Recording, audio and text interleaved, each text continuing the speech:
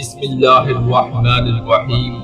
شروع اللہ کے نام سے جو بڑا مہربان اور نہایت رحم کرنے والا ہے۔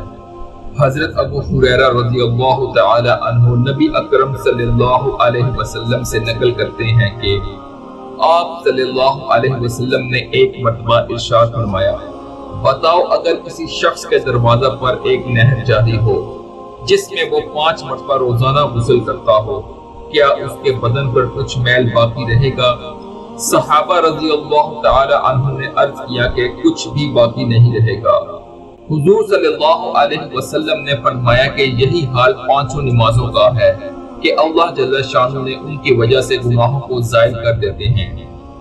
حضرت جابر رضی اللہ تعالی عنہ نبی اکرم صلی اللہ علیہ وسلم کا ارشاد نقل فرماتے ہیں کہ 5 نمازوں کی مثال ایسی ہے کہ کسی کے دروازے پر ایک نہر ہو جس کا پانی جاری ہو اور بہت گہرا ہو، اس میں روزانہ 5 دفعہ غسل کرے۔